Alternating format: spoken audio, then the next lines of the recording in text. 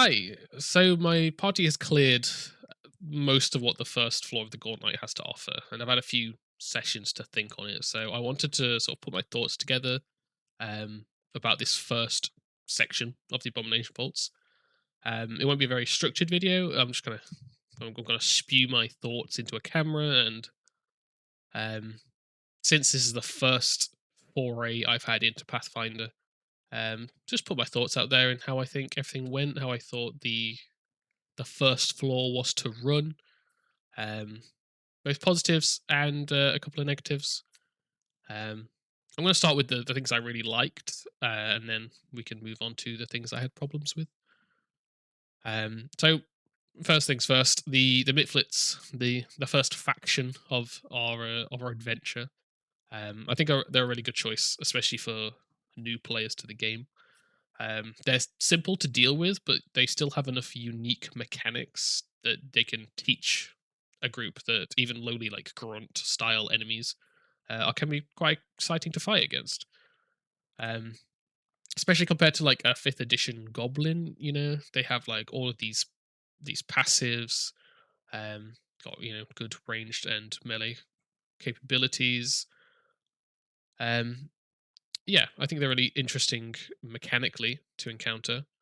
Um, Also, if your party follow the storyline, they will reveal a lot of information that both moves the story along, sending them below, but also shows that each floor and each faction is interconnected in some way.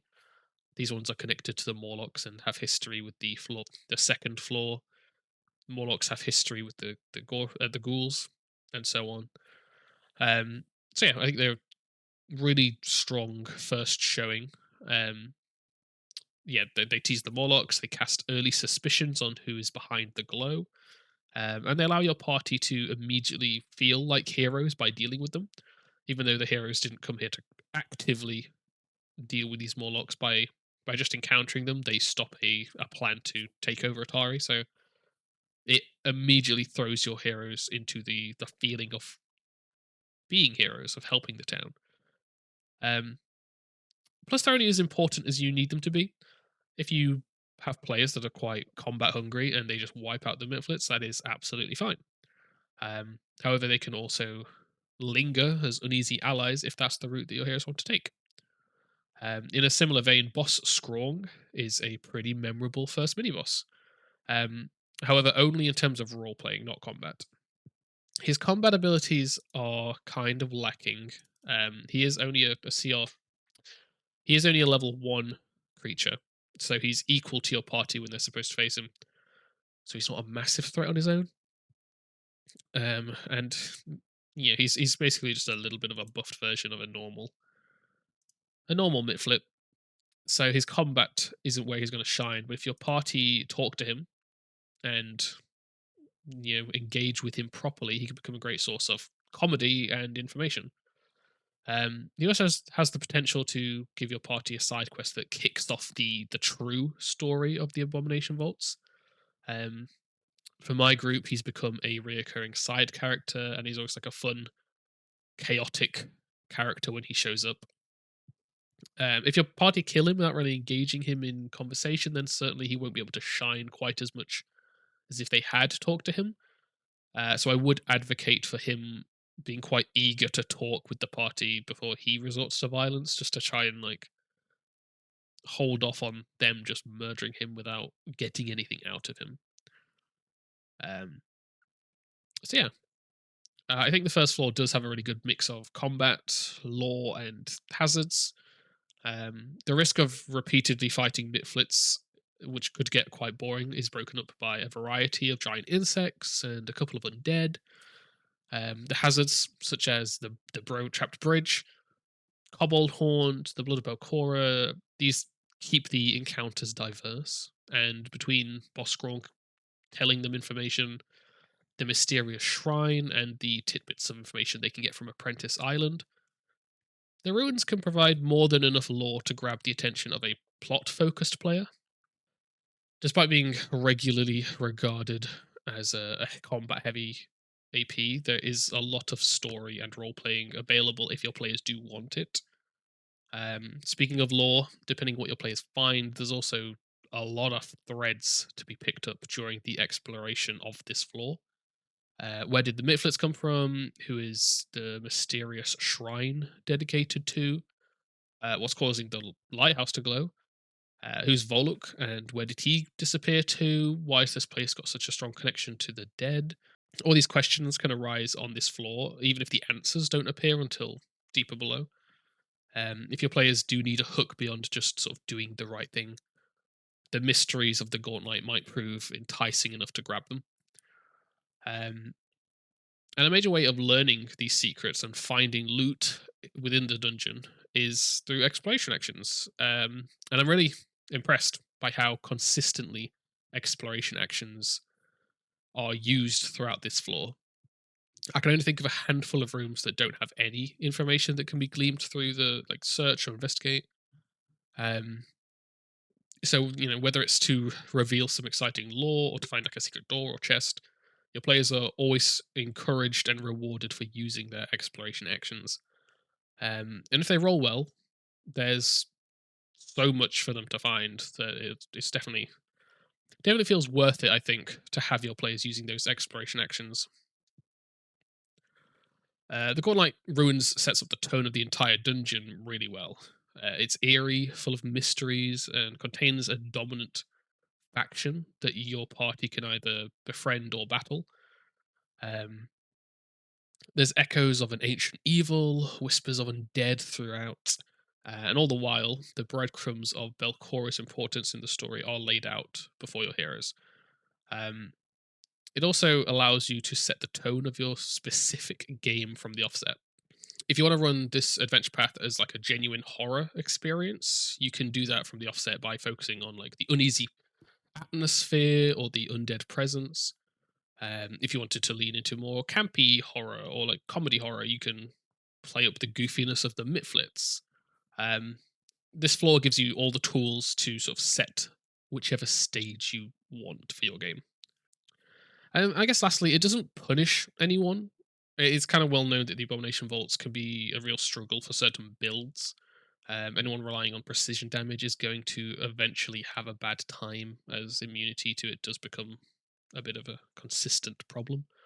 Um, and it's often advised to avoid running summons or like AoE heavy builds due to the cramped spaces that you'll be fighting in. And these very fair criticisms are not true of this first floor. The spaces are quite comparably open, and immunities are rare if you ignore Mr. Peak. Um, and really, during this first floor, any character is viable and useful. I can see any character build finding a moment to shine, and no one feels punished across the floor as a whole. You might feel weaker in a specific fight, but you'll be probably wrecking some of the other encounters. So it's nobody's being punished yet. Although that is not to say that you shouldn't consider your build because eventually you will get punished for certain things like precision damage. And I guess let's move on to the things I didn't love. Obviously, some of the encounters hit really hard for a level 1 party. My group were level 2 and there were 5 of them. So I did scale things up a little bit to match the XP allowance, but I usually went below. So if something was, let's find an example. Maggot Stable, for example, 60 XP.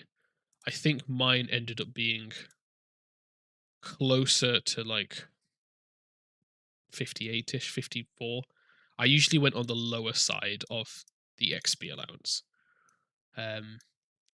They still hit very hard of some of these encounters. They had to flee from the corpse lights. They nearly got TPK'd by Mr. Beak. Um, the Scorpion could one shot my players if it wanted to. They just got kind of lucky with that one. Boss Scrong was an easier encounter than it should have been, but he's not one of these deadly encounters. Um, so for a level 1 party, it does feel dangerous. Um, which this adventure path is also spouted as one of the best starting adventures for a new Pathfinder group.